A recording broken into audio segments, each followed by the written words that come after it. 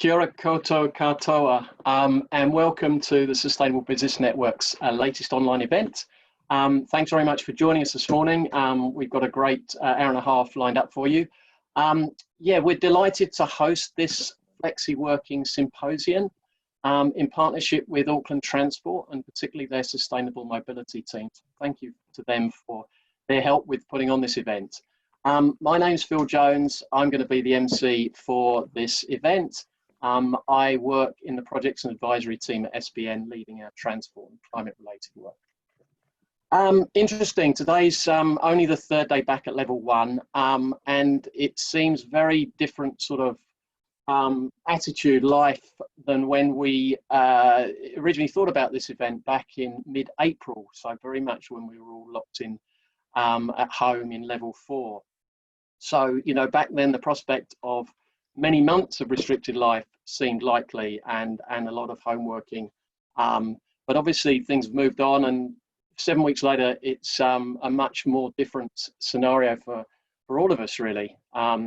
So yeah, really interesting perspective that it gives us in terms of today's topic on flexi-working. You know, now many of us do have the option of whether to work at home, continue to work from home, or go into the office. Flexi-working was certainly a term that was, you know, used, and there were flexible working practices before, you know, the COVID lockdown. But certainly it's elevated its profile, and, you know, everyone's talking about it. So really, you know, great that we can bring this event today. So on the, you know, in the next hour and a half, we'll be exploring the opportunities and challenges of the approach. We've got some really lots to cover. We've got some great presenters, each bringing a different perspective on this, from research, from practical experiences of business, from providing services, related services that enable a flexible working operation. So we'll start with Shane Ellison, the CEO from Auckland Transport, who will give a perspective on, you know, flexi working and how that relates to that AT's objectives in terms of the you know, transport system, managing the transport system, and particularly congestion. Then we'll hear from 2 leading researchers, both New Zealand based, Paula O'Kane from the University of Otago and Jared Ha from Auckland University of Technology. They've both done research recently in, you know, under the lockdown scenario, so that will be very topical, and they'll also bring their more, you know, their other perspectives from previous research. Then we'll kind of get some more business perspectives. So Erica Jury from the shared workspace provider IWG Regis, a global company delivering flexible workspace services. Carl Wright from Datacom, technology provider Datacom. So they, you know, both provide the sort of technologies that enable, you know, flexi working, but they also have been pioneers within their own organisation in terms of promoting flexible working. And then Fiona Hewitt from Insurers IAG will give her perspective, or IAG's perspective. They've been operating flexi working for a number of years, so she can give some insights in terms of the practical experience they've had and the impact it's had on their people's well-being and productivity. So it's quite a packed agenda, but we'll try to keep it snappy, and we'll leave plenty of time for questions during a panel discussion at the end. So you'll see the Q&A function at the bottom of your screen. Please, yeah, write your questions. We'll try to get through as many as possible. Please keep them short, succinct, and if you have a particular question, or if you want to ask a particular panelist, please obviously make that clear so we can, you know, ask appropriately. So that's what we've got planned for the next, as I say, hour and a half. Just to kick off, we were going to run a couple of quick polls.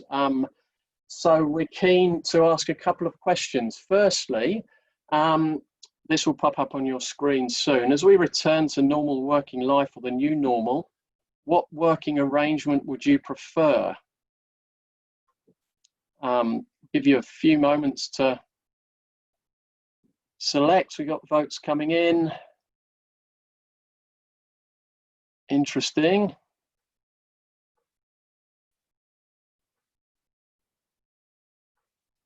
Right, we've still some coming in.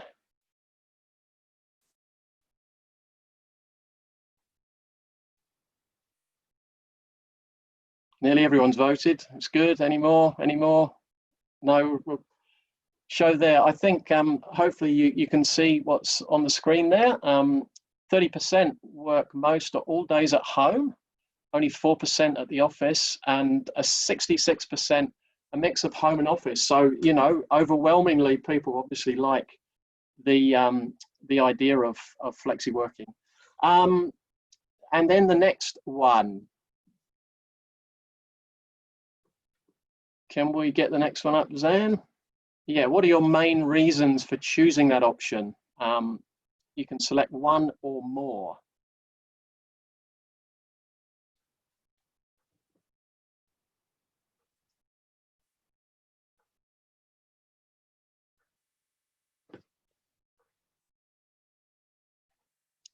So certainly more time for family and other activities is very popular.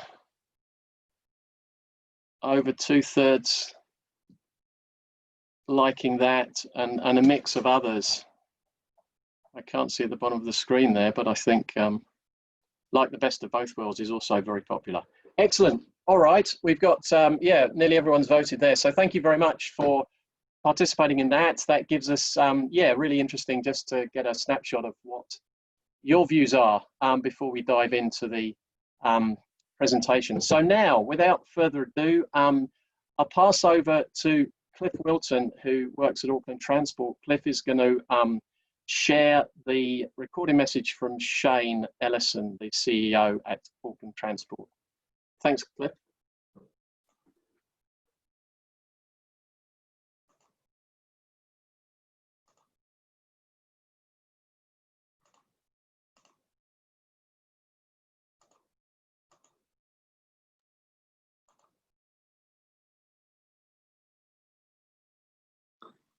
Kia ora everyone, I'm Shane Ellison, Chief Executive of Auckland Transport. Sorry I can't make the symposium in person today, but I thought I'd take the time for a short message about why flexible working is an important part of the solution to Auckland's transport challenges. To underscore the message about flexi working, and as you've probably worked out, I'm making this clip at home. Traffic congestion is one of our biggest issues. With Auckland's growing population and more cars on the road each year, the level of congestion is increasing by 2 to 3% every year. It's putting significant pressure on our infrastructure, delaying travel times, not to mention the valuable time that people are spending stuck in traffic each day. It's costing the Auckland economy about $1.3 billion per year, and it's having a big impact on productivity. Traffic has become one of the biggest challenges for business growth. The time spent in traffic is less time to be productive. For some businesses, it means they must hire extra staff or extra vehicles to carry out the same work. Long commute times, although not within work time per se, can affect staff job satisfaction and engagement, making it more difficult to retain skilled talent, resulting in, as you guessed, increased staff turnover. At AT, we measure journey times across the network. As the number of vehicles increase on our roads, so journey time increases. For example, in 2013, the journey time from Papakura to the city took 46 minutes. In 2017, just 4 years later, it had grown to 67 minutes. It's over 20 minutes longer. Over a week or a month, that is a lot of time for someone to spend on the road when they could be spending it having quality time with friends or whānau. Then we get to the environmental costs. Auckland has a goal to halve emissions by 2030, and more than 35% of emissions in Auckland come from transport. Over 90% of our passenger distance is done in private cars. While moving these journeys out of cars is a necessity, this alone will not meet our emissions targets. Meaningful climate change will only happen when we get a change to electric vehicles and encourage more people to take more sustainable transport options.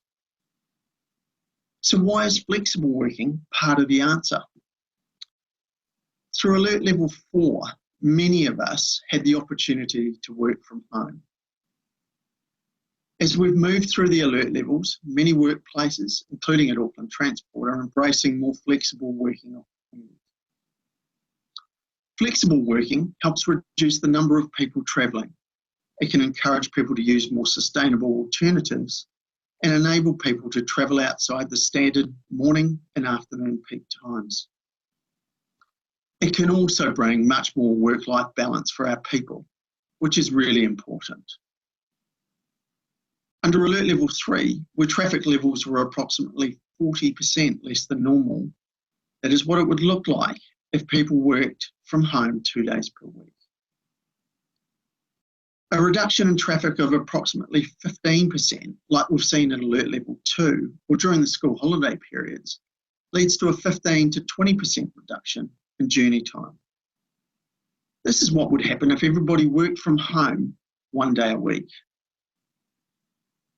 There's been increasing talk around the 4-day week at present, including mentions by our Prime Minister in the context of kickstarting the economy. You can see that this would also provide benefits to the road network.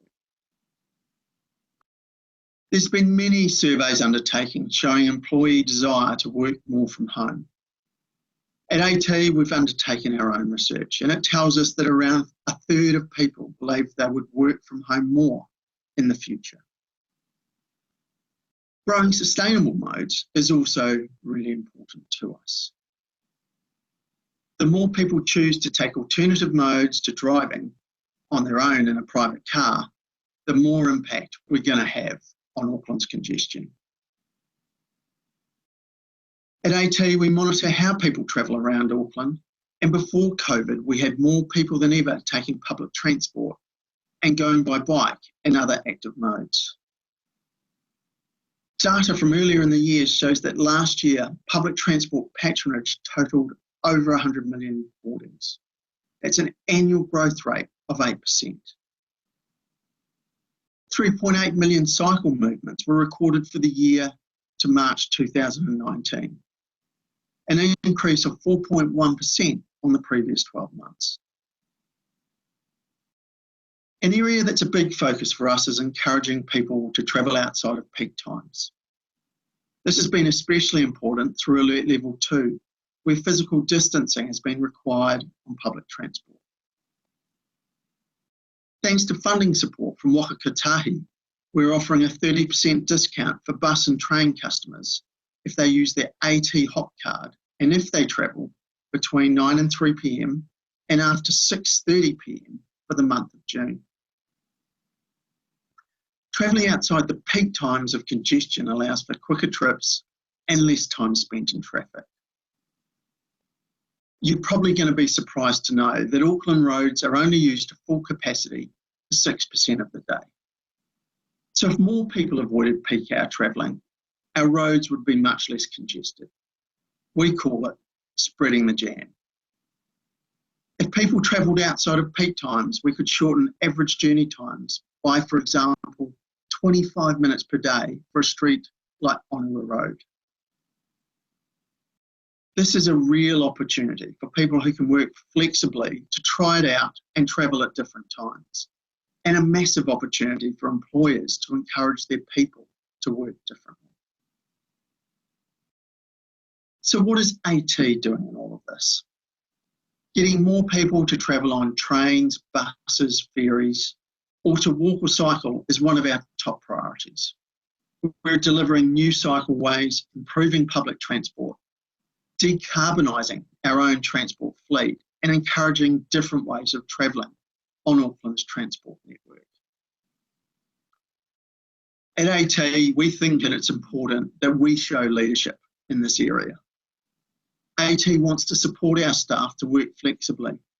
We have a flexible working policy, and data from our own internal travel survey from April 2018 told us that in a normal week, 38% of our staff worked flexibly from home. A more recently completed internal travel pulse survey, just finished last month, has given us some provisional results. And it's telling us 80% of respondents said they would like to work from home at least 1 to 2 days per week moving forward. It also told us that 85% agreed that their job gave them enough flexibility to meet the needs of their professional and personal life, and that they felt genuinely supported to make use of AT's flexi-work policies. We'd love other businesses to do their part too. We recognise that not everybody can work from home or use other flexi-working practices, but for those that can, it would make a world of difference to those who can't. Together, we can make a difference, regardless of how you travel. I urge you to challenge businesses to do their bit and tell them we are here to help. Get in touch with our friendly and passionate TravelWise team. Hope you enjoy the session today. Ka kite ana.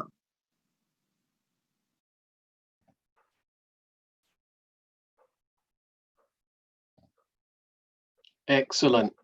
Thank you very much, Shane and Cliff, for really good to get that perspective. Really important.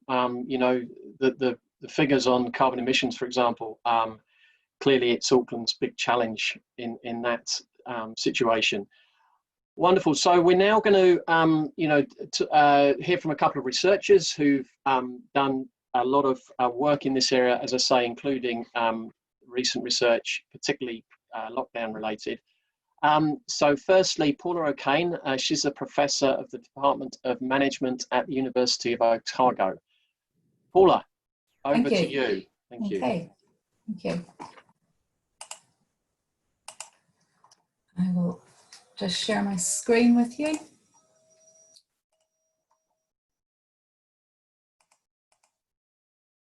Okay, so thank you for inviting me today. I want to talk to you a little bit about the research that we conducted mainly during level 3 lockdown.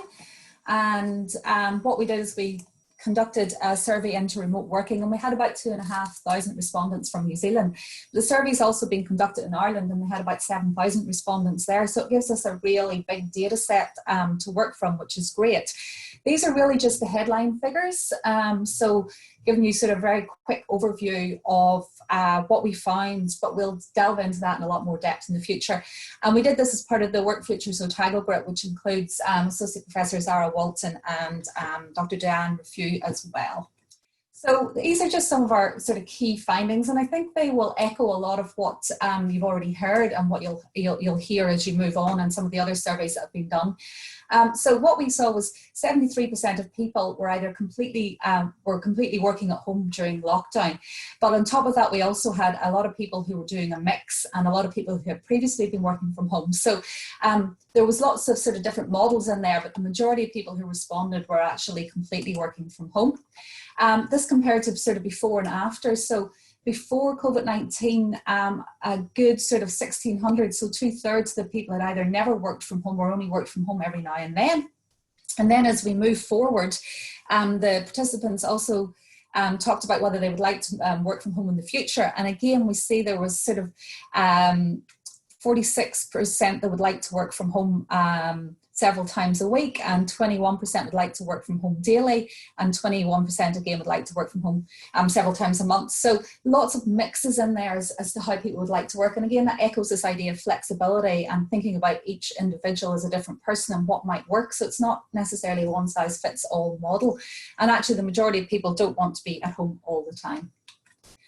This is the one that surprised me the most, I think, in the survey, probably because I'm not quite so optimistic, was that 65% of people were actually optimistic that they would be able to work from home in the future, versus only 8% being pessimistic, and then sort of 26% unsure. So there is a lot of optimism out there that organisations are really going to adapt and are going to to help and support people to work from home. And I think the people who are here are quite interested in learning more about that and how it might work in the bigger picture.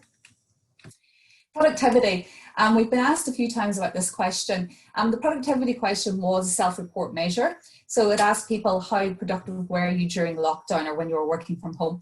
And we found that, again, the majority were either higher or about the same. So that was pretty good results. And also we asked them about whether they were working effectively. And again, people, 36% found it was actually easy to work effectively, and a further 30% somewhat easy. So again, that's 2/3 of people found working at home quite effective. What we've also got to remember is that this was at a time that was really pressurised for people. So a lot of people had family at home, whether that be young children, older children, 2 people perhaps trying to work from home. So, and yet they still found it, 2/3 still found it easy or somewhat easy. So if we sort of map that into a time whenever we haven't got all of those extra pressures of lockdown, then we might find that that productivity figure becomes even higher. And a lot of people talked about the difficulties of managing children. So that would reflect that as well. All right, so we also talked about the challenges, and what you can see is the sort of key challenges that we had were around not being able to switch off from work. And I think, again, as we look at policies moving forward, we can think, okay, so how can we help people to learn how to switch off from work? Collaboration and communication was harder, but again, people were thrown into this. They had 2 days to move home, 2 days to set up home working spaces, and some people learning to use Zoom for the first time, or Skype or Microsoft Teams or House Party or whatever else they were using. So again, that's something that, although it was a challenge for people, it can be addressed. Again, physical workspace came through as a challenge, and we also saw that in relation to ergonomics. I mean, some people were just having to sit at the kitchen table. A lot of people were setting up offices in their children's bedrooms. There was all this sort of stuff going on because we had no notice. So that's something that we need to look at moving forward with flexible working. And the sort of 4th biggest challenge was around staying motivated. And again, people were thrown into this. So if they were given more time to plan and to think about how to organise their day, I think that that would also reduce. When we look at the key advantages, the top one, no traffic and no commute, exactly what was being talked about with Auckland Transport. People really appreciated the extra time they got in their day, greater flexibility about how we manage our day. And I think that becomes really important in terms of leadership. So if you have people managing their own day, you've got to have a lot of trust in people. And actually, when you have more trust in people and give people greater autonomy and control, they actually tend to perform better. They have better organisational commitment. They have better job satisfaction. So people really enjoyed that, and if organisations can embrace it, it is actually something that will lead to better productivity. And the 3rd advantage was the reduced costs of going to work and commuting. And again, that's not surprising. Those costs can be quite high, and so people can use that in other ways. Equipment, again, context-based, people moved home in 2 days for the most part. So we found that perhaps there wasn't enough equipment provided, and that will be something we'll have to look at in the future. So 17% provided their own, 27% was the employer, but the majority was a mix between employer and themselves. And did they have a separate workspace? This sort of surprised me that 77% of people actually had a separate workspace. So people have got the ability in their home to set up home offices if they're given the right equipment. I just pulled this out because we asked some open-ended questions and we haven't fully analysed these. So they're just sort of brief word clouds about those open-ended questions. And this one was around managers. What level of support managers give and how did they support wellbeing? And I guess what jumped out at me is, this was support managers could give, or more support they could give. And so nothing was a positive response. And again, over here, nothing was a positive response as well. So that the managers actually were doing quite well. And then the other things coming through again, equipment, support, teams and how we organise in teams and how that works when we're remote, communication and actually checking in with people is important.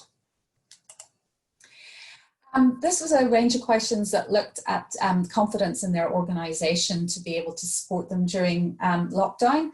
And I guess what I want to draw your attention to is really this column. The majority of questions people were strongly agreeing with. So my organisation is regularly communicating with me. We've got 67% strongly agreeing and another 23% somewhat agreeing. So that's huge. Organisations did really well. Organisations can do this. I feel informed by my organisation. Again, we're looking at nearly 80% there between strongly agree and somewhat agree. I feel supported. Again, nearly 80% between strongly and agree and somewhat agree. I feel part of a team, 80%, and my organisation is doing its best. And again, that was nearly at 80%. The two that dropped down a little bit, again, just reflecting the other things we've already mentioned, which is my organisation is providing me with support and that they're looking after my health, safety and well-being. Okay, so again, just lots of confidence there in organisations, which I think was really good to see. And the key challenge, I think, or the key thing to look at in terms of working from home in the future, the challenges when we ask people about it, and what came out top is there are no challenges for me to continue working remotely, which ties in with this idea of people are quite optimistic. We can do it. It's absolutely okay, and something that organisations with the right setup can do. So I'll just sort of, well, we had some sort of good stuff around communication and what people prefer whenever they were communicating, and really what people wanted was whenever we're using virtual communication that people had their screens on, and perhaps again there was a lot more meetings, but we wouldn't necessarily have that in the future. So we'll leave it there, and thank you very much. Fantastic, thank you, Paula. That's marvelous. Yeah, really interesting insights, and we can delve into more in the Q&A. We're getting some questions through, and yeah, it'd be really good to talk in a bit more detail about some of those issues. So yeah, and next up we've got Jared Haar. Jared's joining us by recorded message.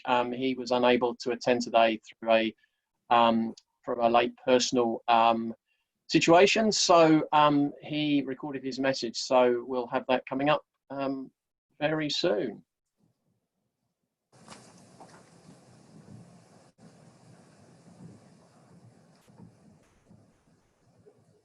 Tēnā koutou katoa, so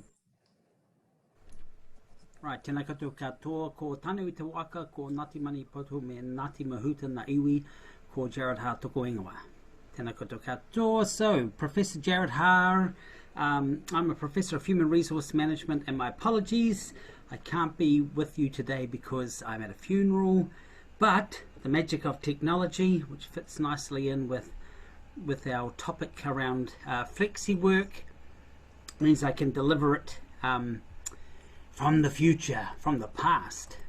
Okay, so we're looking at flexi work. There's plenty of literature, whether it's flexi work, telecommuting, working from home, all those different words, they really mean the same thing. Lots of potential support. If you think about some of the simplest benefits, less commuting would obviously be especially useful in Auckland. Good for the driver around time, but also better for the environment, potentially less office space. More productivity, the research suggests would be more productive, better work-life balance. It's important to note that studies of office productivity show most knowledge worker types are doing about 3 hours of actual work a day. So just think about that one, 3 hours. So we don't spend a lot of time actually working, or some don't, on average. So the biggest hurdle to having flexi work will be managers, and we'll come back to this again at the end. But COVID-19 gives us this kind of perfect experiment. I'm a data person, so I collected a couple of surveys over the COVID lockdown. This one is on 1,100 odd employees. About 30% of them are managers, not the same 30%. A different 30% are essential workers. There is some overlap. There's some of the demographics. They're roughly even by gender. I asked them, was a job affected by COVID in some way? 82% said yes. This is an important thing. To me, this sample is quite representative. I do these surveys all the time, and there are similar scores around job satisfaction and happiness in this sample that I compare to other samples. That gives me confidence that this data is pretty robust. It's worth also noting that they actually had about 5% on a 1 to 100 scale less job stress, but also less life satisfaction. This was taken about 2 or 3 weeks into lockdown, but the rest of the data is fine. 90-10 rule. So organizational psychologists, we don't ask workers, how good are you at your job? When 90% of workers will tell you they're in the top 10%. So we don't ask this one, and obviously that's important for trying to gauge productivity. And this is what I asked them. I just said, you know, here's the slide. My productivity is about the same, going minus 5% to lower, going plus 5% to higher. And what we actually found data-wise was the mean was 0.73, so basically 1% greater than normal across. So that's 1,100 people, but 1,046 did this specific question. You can see it's normally distributed. We've got some people down this far end here, perhaps struggling a little bit. They've got plenty of overachievers. To me, this is quite expected, because remember, we're not talking about productivity in a normal week. We had parents with young children who would normally be in daycare being cared for all day, high school students, intermediate students trying to do their schooling and things like this while trying to be productive. I did look at the data by no kids, and they were slightly higher, but it's interesting to note that those with young children were also slightly higher as well, although they had to extend more effort to get there. So on this one, the average productivity is about 1% higher than usual, and it took them about 3% higher effort. I asked them how much effort they had to put in. So what were the drivers? What makes or made people in this sample more productive? They were happier, they had higher job satisfaction, they had better work-life balance. And I note that leadership was important, but it was indirect. So leadership increased those kind of three factors above, but wasn't directly related to productivity itself. One thing I added to this survey is I asked them how much support they got from their organization around working from home. Did they provide resources? Were they in touch? So those who said yes, my organization provided excellent support, versus those who said no, I didn't get anything or not much. So those with more support had high work-life balance and happiness, less mental health issues, anxiety, depression, less job stress. They had better job satisfaction and engagement. So plenty of holistic benefits, which is what the literature would tell us.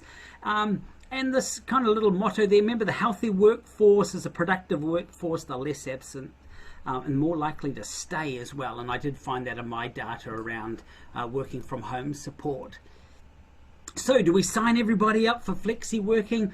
No, 40% didn't want it. Probably those with jobs that were unable to be done well from home. And it's also worth noting that those were found to be significantly less productive, albeit minus 1% versus 2% who did want it.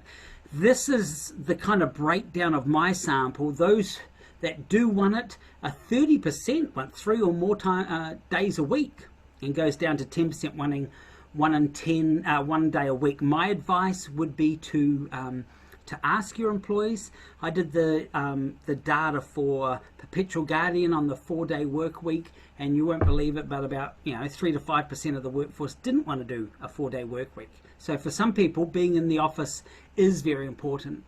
There's still an issue here around manager resistant. 50% said no. I asked them why, and they were like, I've got productivity problems, I've got to watch them. And I'm thinking, you're going to have productivity problems in the office anyhow. But I didn't want to judge.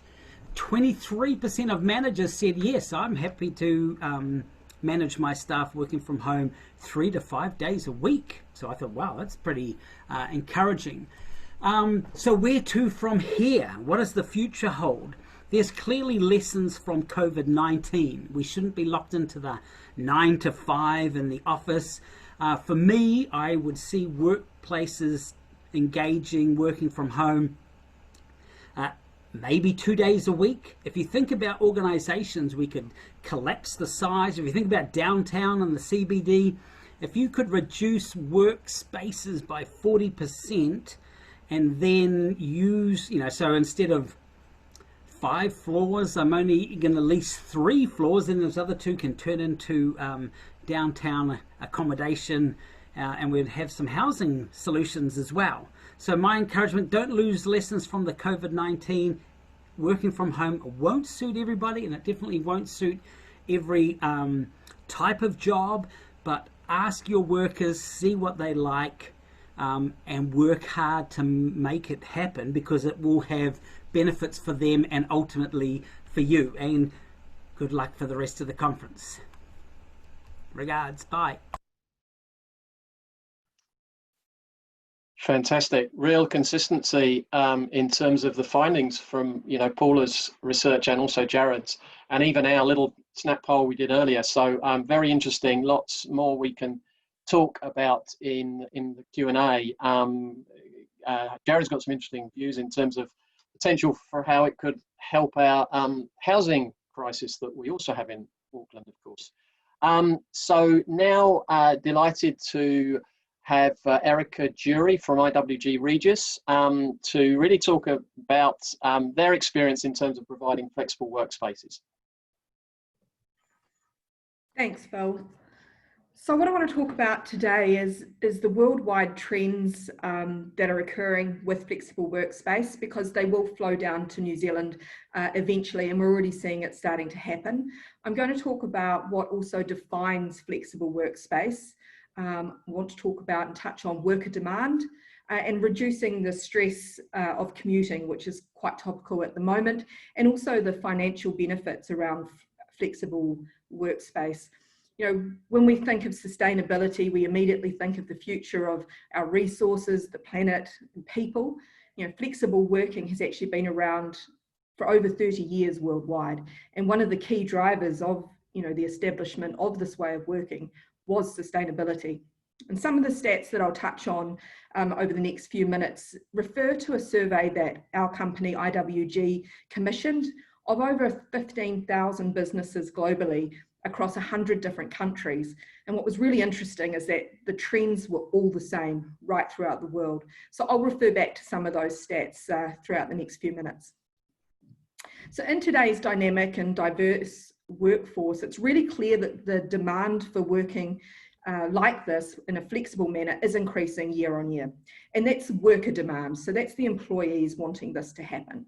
And that's shifted in just the last 3 years. We've seen that go from 70% to 75% of workers wanting this shift.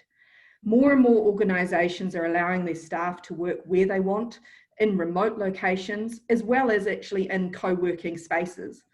And we are relying more and more on the flexible workforce arrangements, such as using freelancers and contractors to be able to facilitate the flexibility.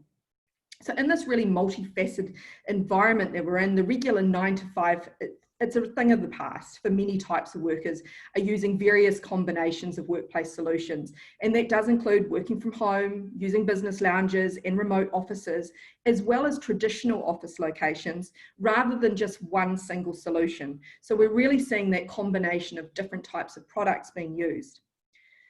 Flexible workspace or flexible working has become so ingrained into the modern working practices globally that actually many countries have now started to use it in their legislation.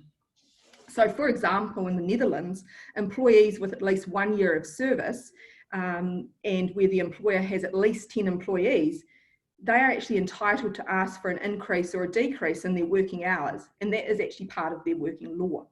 In Norway, the Working Environment Act actually establishes the right to flexible working hours if it can be arranged without major inconvenience to the employer.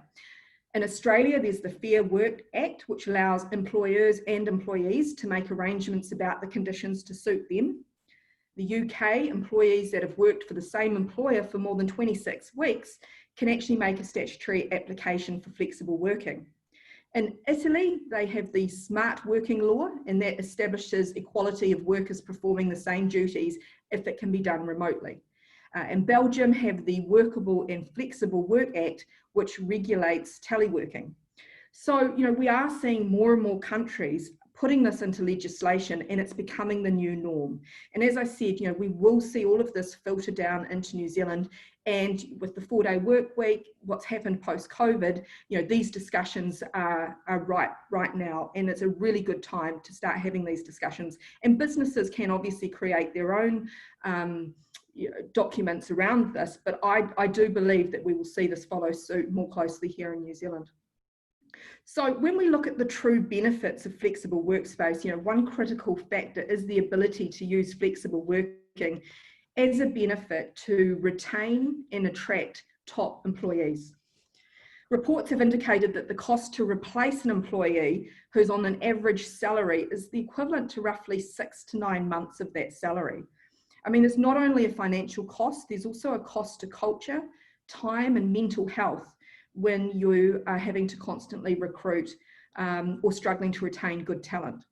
So savvy businesses are now using flexible working to improve staff retention and overall satisfaction through an improved work-life balance offering and also the ability to reduce the commute. So although the data indicates the attitudes towards flexible working have radically shifted, business leaders are still working on ways to tackle the key definition issue. And there is an issue around defining what flexible means, because it means different things to different people.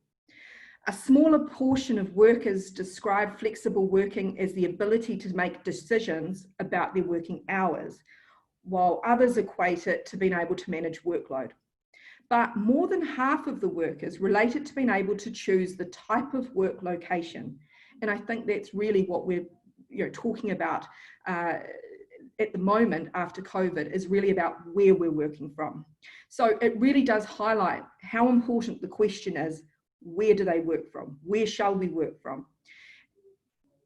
So what we want to do is define the flexibility and the attitude towards achieving, a degree of mastery, if you like, over your professional life. Location is critical to today's definition of flexible working.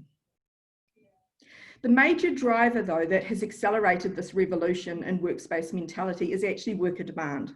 So particularly flexible working is helping businesses become more successful because, as I said before, they've been able to attract and retain top talent.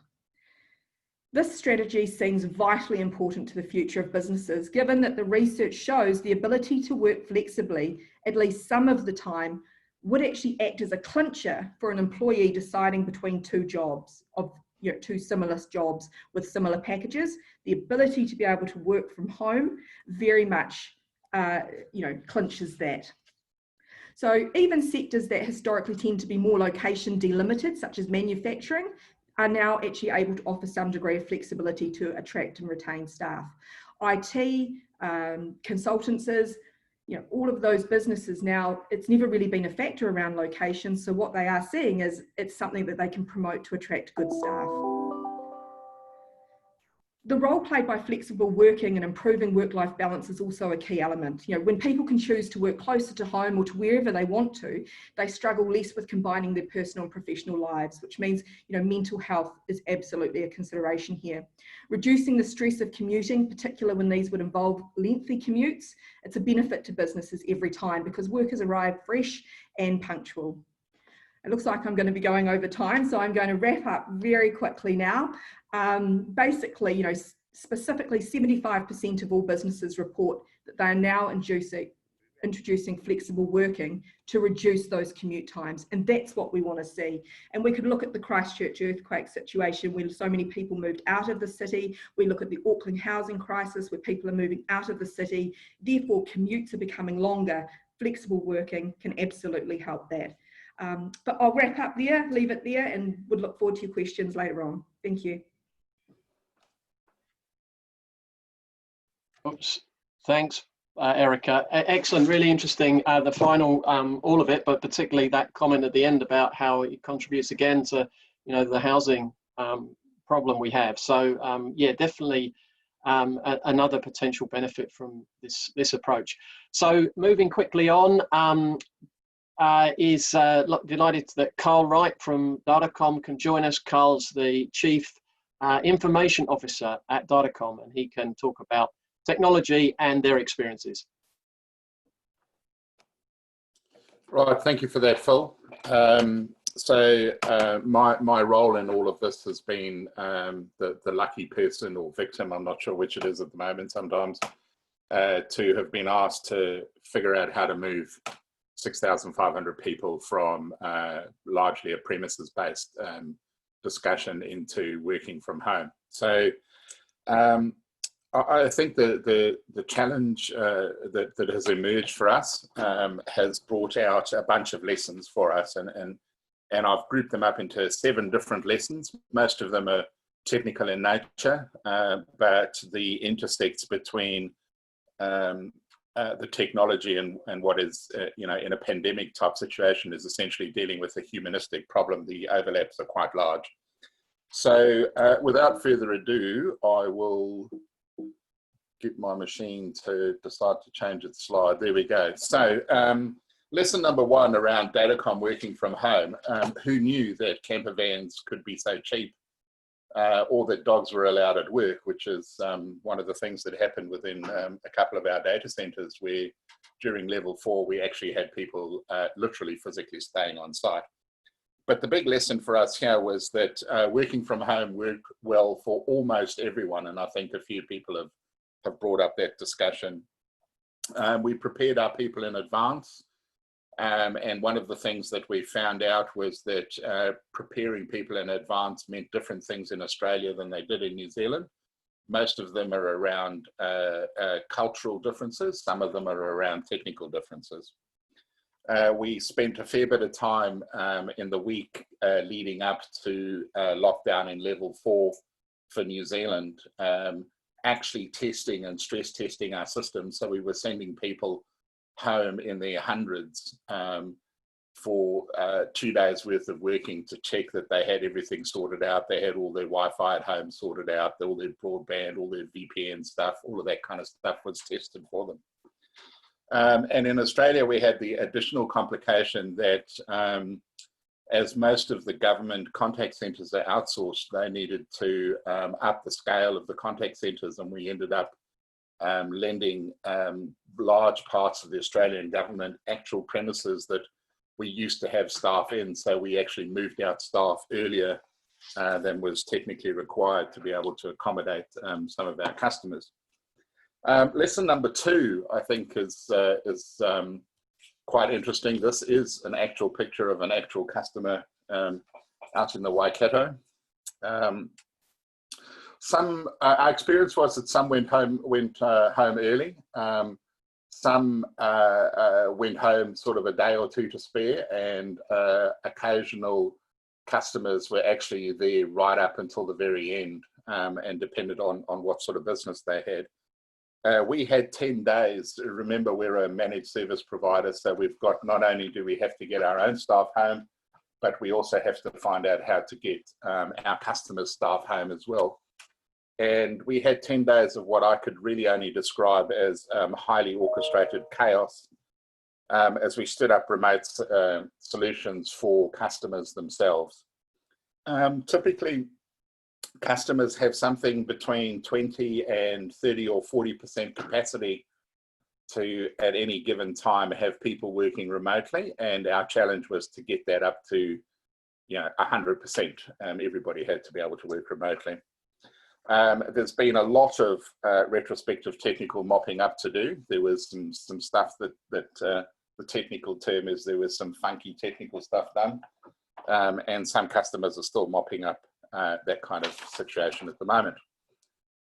Lesson 3, and I think in retrospect, when I look back at these, probably the most important lesson we had of all was around leadership, our ability to triage and our ability to prioritize. Very early on in the process, we triaged our own technical needs and then the needs of our customers. And one of the principles was that whilst you're tempted to deal to the customers first, the fact of the matter is that if you can't function as an organization, you can't actually serve your customers. So there's some uneasy conversations that have to happen at both a technical and a service management level that enables this all to happen. We worked on the process of essential services first, and then companies that support essential services. And I'll talk a little bit about this later, but dealing with sources of prime sources of information. So we were guided very much by MBIE in New Zealand and the COVID-19 website as to what was considered the most important, and that helped us with customer communications.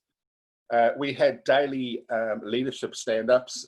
In fact, most days we topped and tailed the day with a full leadership team stand-up. We had a principle of 24-hour decision making, so any decision that got put up there, if we couldn't answer it straight away, had to be answered within the next 24 hours. Otherwise, things were moving so fast that probably the decision became irrelevant and it had been made already. Another key technical thing that we brought into the situation was that there were no sacred cows. There was nothing that wasn't on the table in terms of what could we do to make all of this happen for ourselves and our customers. One of the challenges we had is growing our workforce by thousands in days, and that might seem counterintuitive in a situation like this, but as I said, we took on literally 1,000 more contact center staff, and I think it took us about 9 or 10 days to actually get that up from, gosh, we need to help some customers, to literally having 1,000 contact center staff trained. And we relied heavily on partners. We set up some technology within our data centers, and we used Azure and AWS to take up to 3,000 desktop as a service contact center workers. This included the full contact center solution, the voice solution, the Salesforce for CRM, all of the normal sorts of things that you would imagine that are available as a contact center. We could not have done this without our partners, and one of the key technical learnings for this is deep and meaningful partnerships are really only how you can get through this. We have big, borrowed, stolen, sometimes, equipment and or software and or license keys and or no sacred cows, anything we did, and we fixed it up afterwards. But the prime output was to get stuff done. And I think we've actually proven to ourselves as an outcome of all of this that there are some things that are possible to be done that we would never have thought were possible to be done. This kind of standing up a contact center of 1,000 would normally take 6 to 9 months. So that's kind of where we got to. All of this, of course, is enabled by technology, and that brings me on to lesson 4, is to seek out the prime source of information. We relied on COVID-19 and the Ministry of Health sites in New Zealand as we were making decisions about what we were going to do. We also relied on the equivalent institutions in Australia, which gets a bit more complicated because because of the federal system there, they have different ministries of health. There's no single one. We lent a lot on information from CDC and WHO to inform trajectories and our planning in terms of the technical stuff. We also had all of the days about, the craziest hat day and bring your pet to work day, as you can see on the screen there. One of the things that we did do, though, was, and it's an interesting challenge at a leadership level, is that what I would call secondary and tertiary sources of information, in other words, sort of One News and the beloved Facebook community, they're an interesting crowd in respect of they represent our staff and our customer sentiments in some respects, but are not necessarily to be relied upon in terms of stuff to make decisions upon. So there's an interesting balance that we've had to strike there. Lesson 5 for us is that we learned a lot technically in a very, very short space of time. And we've actually taken the time to go back and do a retrospective on it and actually document those lessons that we learned, because you don't get to practice this in real life very often. And I think when you do, you really do need to spend the time in retrospect and just sit down and have a think about where you got to. Some key, I call them technical lessons, but they came out of the technology pace. People find it difficult to follow instructions even when you write them down. I think if I had $1 for every time I had to repeat myself about what to do, I'd be a rich man and retired. Our internal service desks calls doubled, then immediately tripled. they've settled back down to probably double what they were in January, and I see no sign that they are going to reduce. And I think what I'm seeing here is an establishment of a new normal, and those sorts of things are going to be pretty interesting for us to deal with. The consumer broadband networks fared way better than we thought they may do. We had all sorts of service desk and contact center contingency plans and ended up using none of them. For the technically minded, New Zealand on day 3 of lockdown passed a petabyte of internet traffic, the first time we've ever done it. And it's not abated at all. Lesson number 6 in this discussion was never waste a good crisis. We got rid of a lot of technical debt in about 10 days. Sacred cows were just simply turned off. If something couldn't be operated remotely, we changed our business process to figure out how we were going to do this without using that particular system. There were lots of howls and much dissatisfaction, mostly amongst managers. It was an interesting observation that I would make. But it would be fair to say we got more done in digital adoption in 10 days than we've done in the previous 12 to 24 months. An interesting outcome for this for us is, in never wasting a good crisis, is our security posture is now better than it ever was, which is an interesting thing because technically we've moved from maybe 20 odd internet connections to something like 6,500 that are unmanaged and unsecured, yet we've found a way of actually getting to a better security situation than we've ever had before. We're on the home run. Slide 6 and lesson 7. The collaboration technology helps, but it's not the complete answer, and I think that that's come through very, very clearly in amongst all of the discussion we've had today. What we're finding is we initially moved the business process online, and in the months since having moved the business process online, we're finding that the business process is changing and adapting to fall more in line with the capabilities of the collaboration tools that are available. So different styles are emerging of how we might do stuff. We are now at a stage where we actually think we might have weaned our company off printing. And as we return to work, we're quite seriously considering a one printer per building policy, as opposed to 3 or 4 per floor that we have at the moment. So there's some interesting challenges that we're going to have to get Hi, through. Carl. Sorry, Carl. Phil here. Just conscious of time and leaving some good time for more questions. So right, I've got one more sentence and I'm done, mate. Wonderful. Wonderful. Okay, so today in level X, really, it's around people want choice. Some people cannot technically work from home, which we've, unbelievably, some people don't have internet. There's the legal framework to consider, and the cost of the new model is in flux. Whilst our physical costs may be reducing, licensing costs and off-premise cloud costs are increasing. That's me. Thank you very much, Phil. Fantastic. Thank you very much. Thanks very much, Carl.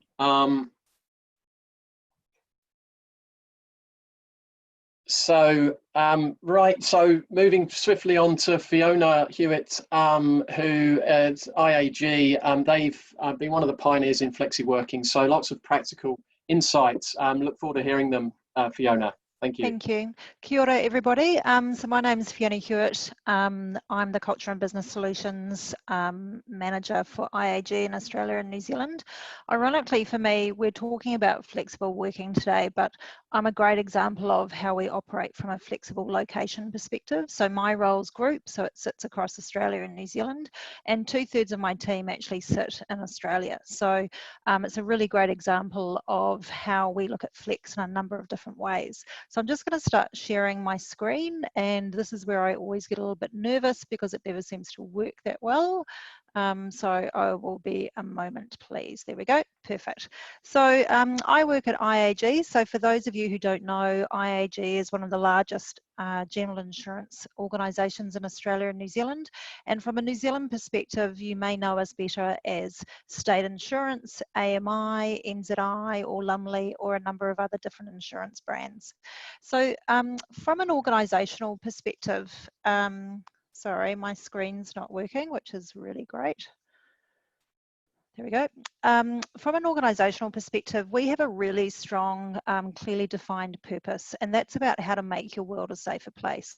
And that's not just through the lens of customer or community. There's a really strong context about how we reinforce that and make that real from a people perspective. Now, we look at flexible working. It's a very strong strategic initiative of ours, and there's a whole raft of dimensions from that. One is around future of working, one is about technology, but really today what I'm going to talk to you about is it through the lens of diversity, inclusion and belonging. So we see flexibility as one of our core strategic levers and how we build a diverse and inclusive workforce, and that's about creating workforce flexibility so that people can really make sure from a whole of life approach that they can perform well, do their job well, but also be a great person at work and also at home. And that's for a whole variety of different reasons, whether that's from a parenting perspective, a volunteer point of view, or that they have a hobby or interest from that point of view. So we're really, really heavily focused on creating individual flexibility for our people, and that it's just about the way that we do things at IAG. So as Phil was referring to before, we've been really heavily focused into creating a MyFlex program, not just because of COVID-19, but we started incorporating in 2017 a MyFlex program. We started off as a small trial and pilot in the organisation before we launched across Australia and New Zealand a flexible working program, which we called MyFlex. And there's 4 different initiatives to that we see. So one is around flexi time, so that's around adjusted start or finish times, reduced full-time part-time hours or compressed working weeks or fortnights. Then we have flexi place, so that's working from home or from an alternative IAG site, and that's also readily supported by the fact that our offices operate from a flexi space perspective. We have flexi jobs, so there's a lot of job sharing, fixed term contracts or secondments within the organisation.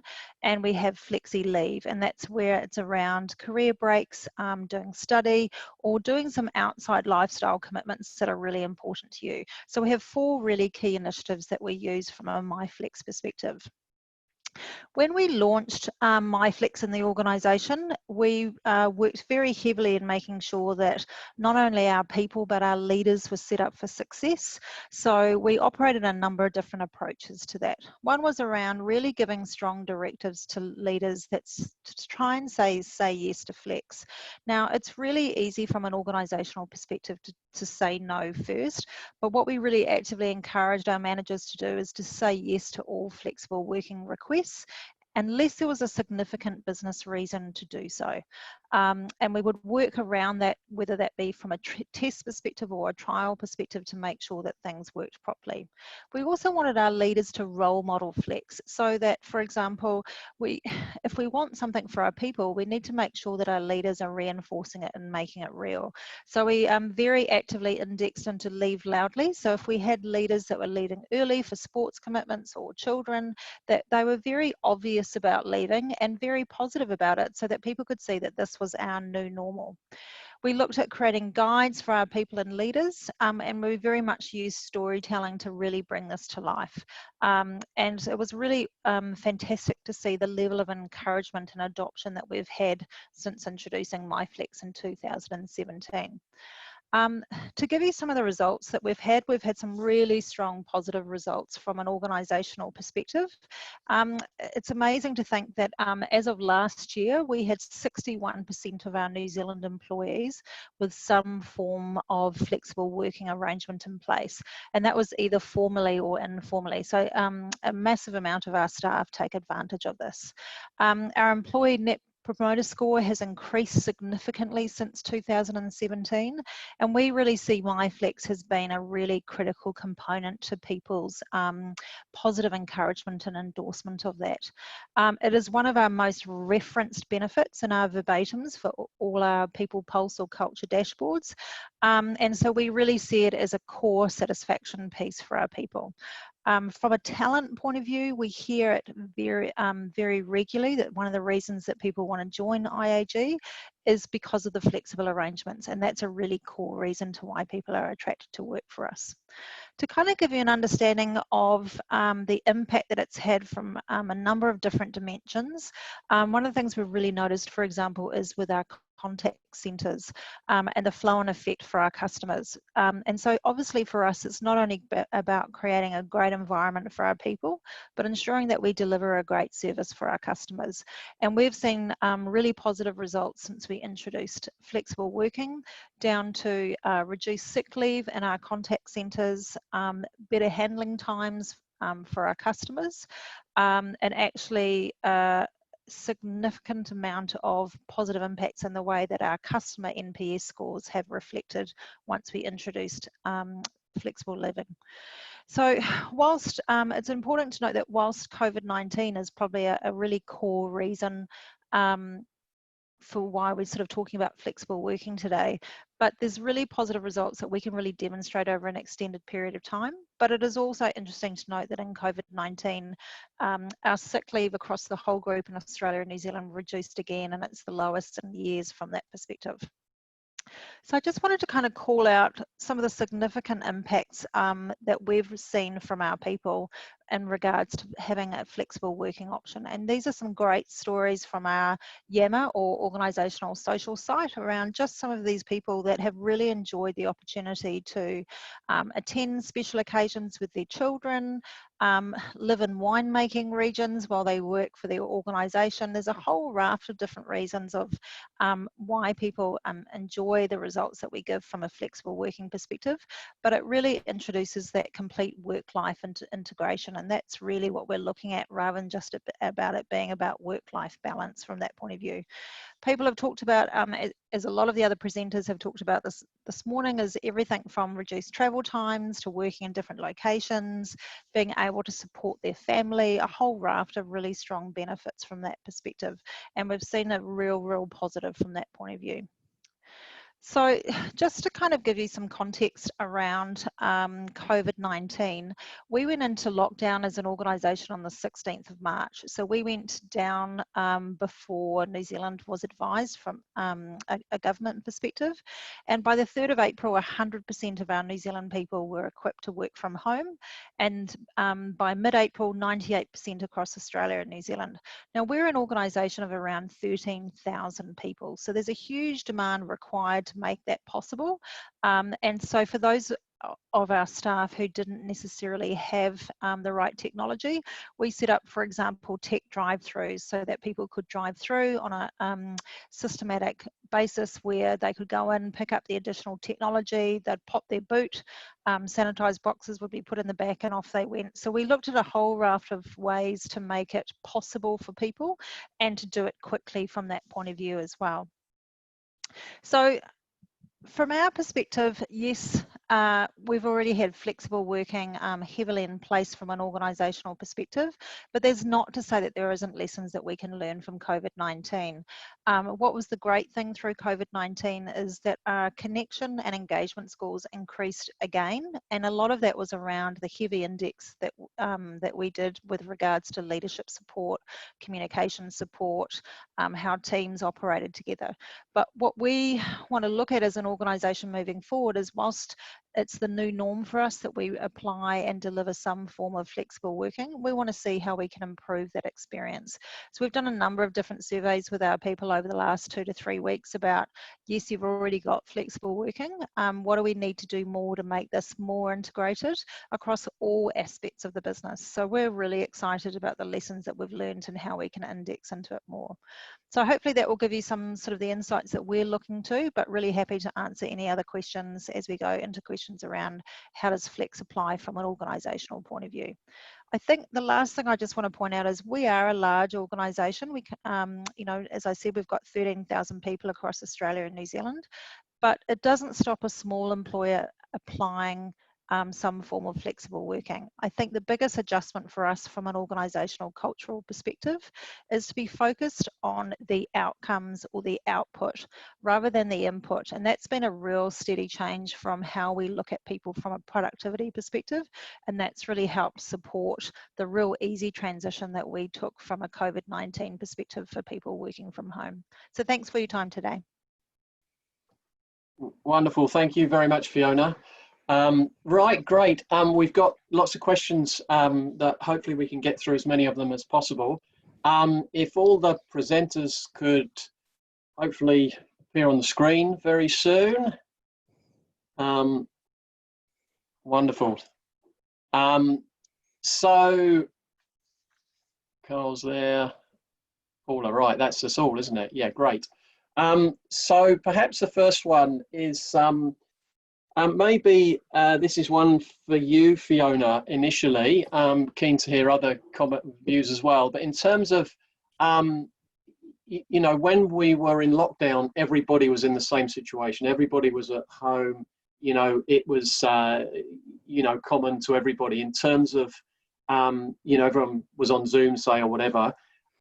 When there's a more of a hybrid, you know, now we're back to more normal, that sort of hybrid where some of us in the office, some of us are at home, how, you know, are there any particular challenges or any particular things that you've had to think about in terms of how that is made to work? Yeah, look, that's a really good question. And I think the hybrid version is where we're all going to be really challenged. Like if I look at myself personally, I'm often the token Kiwi on the video call while I'm talking to a bunch of Australians sitting in a room. And so there's a whole raft of COVID-19 and lockdown that I've loved because everybody's in an equitable field because we're all competing for the voice on the microphone rather than me trying to get my word in with 15 people in a room in Sydney. But I think it's what we've found is that people have really learned a lot of how to treat each other through technology. I think people are a lot more intentional and focused around what is the purpose of a meeting, what's the outcome that we're looking for. So we've really changed the style of our communication to get really, really good results. I think certainly in team meetings, for example, we're really focused on doing a check-in and a check-out just to make sure that everybody has the opportunity to have a voice, share their opinions and their feelings, and we made ourselves as an organisation quite vulnerable as far as how our leaders were feeling, and our CEO, group CEO, was really, really key in driving those open and frank conversations. I think for me, what I'd love to see is to make sure as an organisation and as a leader and an individual, we continue to do that regardless of whether we're all sitting in a room together or separately. So I think there's an intentionality and a real clear focus of what you want out of a meeting, and to make sure that everybody owns a voice regardless of where you sit. Yeah, thank you. Anybody else got insights in that respect? Maybe I could just add a little bit to that. The research does show that people who are working remotely versus people who are working in the office are often invisible. What they do isn't seen in the same way, and they get overlooked for promotion and for opportunities and challenges and so on. So absolutely important to address that issue as Fiona's talking about, and think about how you can ensure that there's equitability and how people are perceived.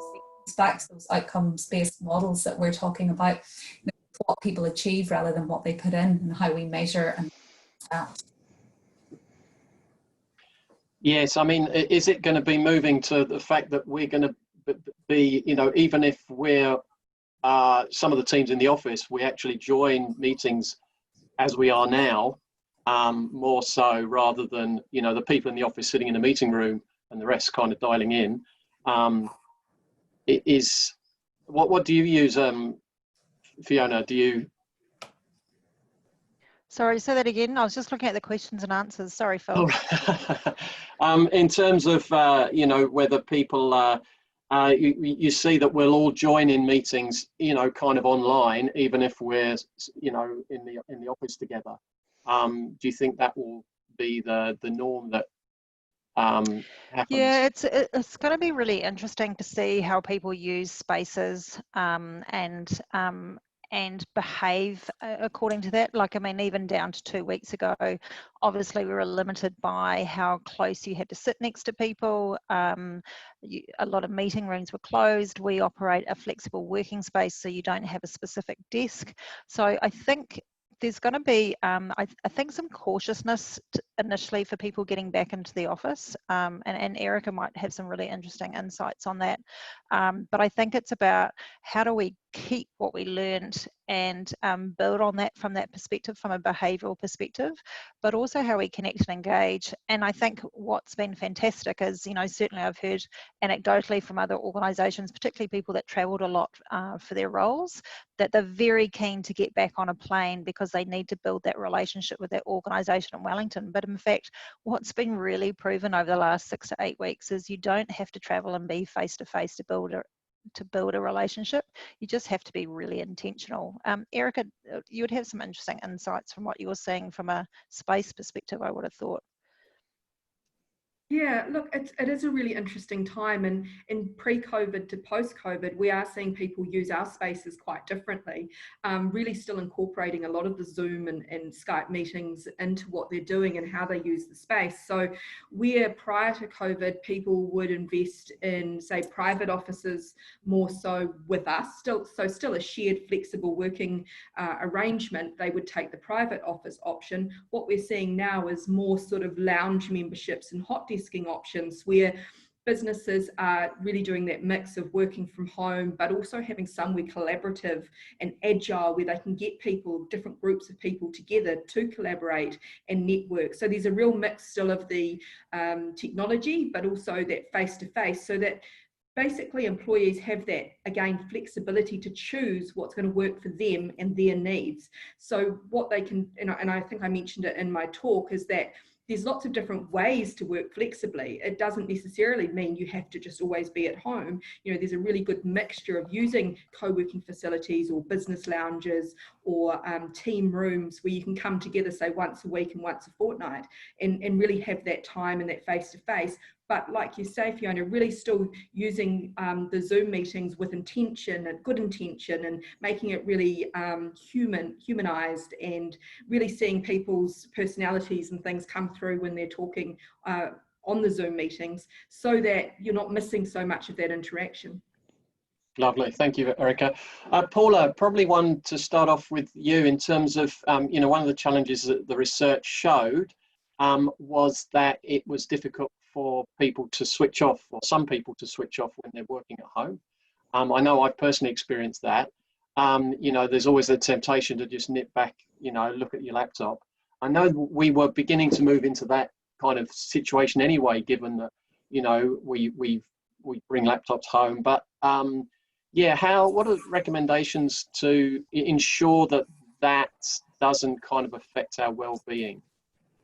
I think it's just really thinking about how we create that awareness among employees. So we sit down and we talk about the realities of working from home, and we discuss with them what some of the inhibitors might be for them and the things that might stop them from switching off, and give them the tools to sort of say, okay, well, here's the time when I do want to work and the times when I don't want to work, and put structure into your day.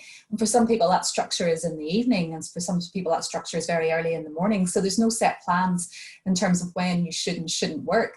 But it's saying, okay, well, what does your day look like? Map out your day. Each morning sit down and say, okay, I'm going to work, you know, 2 hours here, and then I'm going to give myself an hour to go and do this. But and I'm going to focus on what I need to achieve in each of those hours. So if we sit with a really careful plan as an employee, and there we have to actually school our employees in how to do that as well. And that is important, and an organisation needs to take responsibility for that. And I guess there's a need to kind of have some that's kind of core time where most people in the team are available, so that, you know, because I assume there'd be potentially a productivity hit if, you know, people are too disparate in their working hour patterns.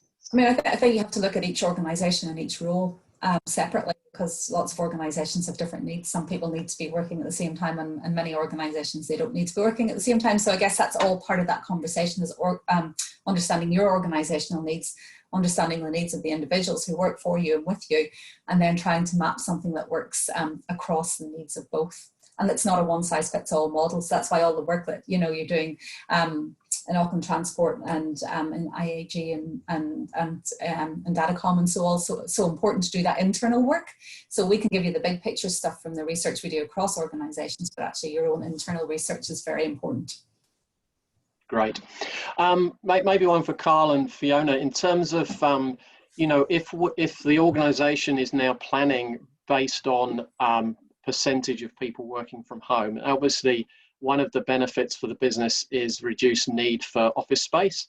To what extent have your organisations reduced office space as a result of this flexi working approach? Carl, maybe one for you. Yeah, so in the Datacom case, there's, I guess, two modes. One of them is that in certain parts of Australia, we physically don't have offices to go back to because we've given them up to our customers to augment their pace. So those people are going to be working from home for the foreseeable future, maybe another 3 or 4 months. In places where we still have that flexibility, we definitely have a program underway that would look at a complete review of our physical space allocations, both in respect of the number of floors that we have in various buildings, all the way through to taking the opportunity to consolidate sites where we have a number of sites in the same city, such as Canberra. We've got 4 or 5 sites there. And of course, as more office space becomes available, then it makes more sense to consolidate and drive those occupancy costs down. So we're looking at anything and everything that we possibly can in terms of what our physical space would look like. Just from our perspective, look, we have done a whole raft of work about making our spaces flexible prior to COVID-19, and that's supported by the policies and the way that we performance manage, for want of a better word, for our people. I think certainly for us, we're still reviewing and refining, and we always will do, and every organisation needs to. So I think for us, like I said, I think there'll be further builds for us about how we use our spaces differently. Yeah. But also how we look at roles and teams differently as well. I think, as you sort of said before, there's certain roles that you've always thought needed to be in an office, and there's some roles that you could be outside of an office. I think that's probably the biggest learning change for us, is to think about actually any role can be anywhere. You just need to give people the technology and the understanding of what they need to do, and then it's possible. Absolutely. I think, Bill, touching on the point you made, Carl, about, expectation of problems, say, with bandwidth, that didn't eventuate. I think that was certainly a surprise to me. But you also mentioned, Carl, that there were still some limitations from a technology point of view. Do you want to elaborate a bit more on? Yeah, sure. So so look, there are limitations. I mean, particularly around call centers, where things like voice quality is actually quite important for their overall customer experience. When you're moving from a managed type technology environment into what is essentially an unmanaged technology environment, your voice quality is affected by Tinkerbell watching Netflix, and your husband suddenly jumps on another mega Zoom conference right in the middle of a discussion, and all of these things can actually affect what your customer experience is looking like. And we've over time found that there are some things that just don't work. People on DSL technologies, generally speaking, have a much poorer performance than people on fiber technologies, which probably shouldn't be a surprise. But and the one big surprise for me was just how well the New Zealand broadband network worked compared to, on average, the Australian broadband network. You would intuitively think that it might be the other way around, but in fact, no, we've had far less technical issues in New Zealand supporting the technology stacks for remote working than we have in Australia. Another Trans-Tasman win there, great. It's all politics. Another question, and this is very topical in terms of the impact of flexi-working and more people working from home on the sort of businesses that there are in those commercial centres currently, you know, cafes, bars, whatever. Any comments? I mean, maybe Cliff, I don't know if you want to touch upon that in terms of, you know, there are some positive impacts, but there's also some negative impacts.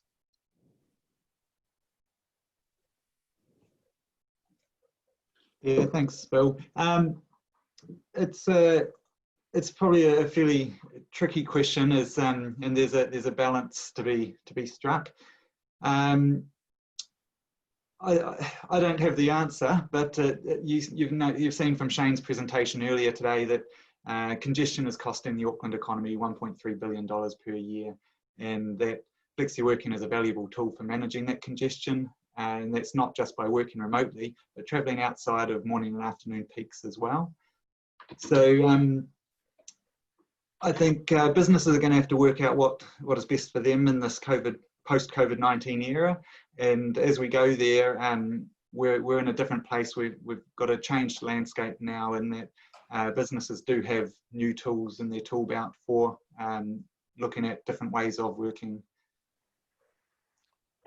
Great, thank you. Yeah, I mean, in terms of, you know, Shane started with to talk about potential benefits from a carbon emissions perspective, and you know, that's only going to become more relevant. So that's, yeah, I think, as you say, it's a balance overall, economically, socially, and environmentally, in terms of how we manage this transition. Perhaps add just a sentence to that. I mean, we did something Sure. a few years ago as part of the Work Futures Otago team, and it was around the future of work, and we were looking out sort of 25, 50 years at that time. And one of the things that came out quite strongly was community hubs being really important. And so even though it may be really hurtful on city centres, perhaps there is a bigger benefit around developing more community hubs where there's a lot more life in local communities as well. So yeah, it's that sort of way up, isn't it? Absolutely. I'm conscious of time. Just one last one. We've talked a lot about productivity, yeah, I'm interested to hear maybe from Fiona initially, in terms of how you kind of measure that, yeah, the sort of techniques and yeah. So look, it's a really good question, and I think it is part of that transition to looking at flexible working. So we have a very clearly defined performance and development goal process that we go through with our people. So we spend a lot of time making sure that people are really clear in what is required of them, what's their delivery and expectation, and that's sort of reviewed on a quarterly basis. So I think having real clarity around what is your role and what you're expected to deliver to is a really important part of that. It's interesting for us that during COVID-19, I never heard a squeak or a murmur about trust or productivity, probably because it was really firmly ingrained as a way of working for us as an organisation anyway. But I think having real clarity with your people about what is their requirement and what are they expected to do in their job is really important. And look, for most people, and certainly for myself, I don't work less when I work from home. I think I work more. And so I think that's just as much the transition to make as actually switching off, rather than just a challenge about people switching on.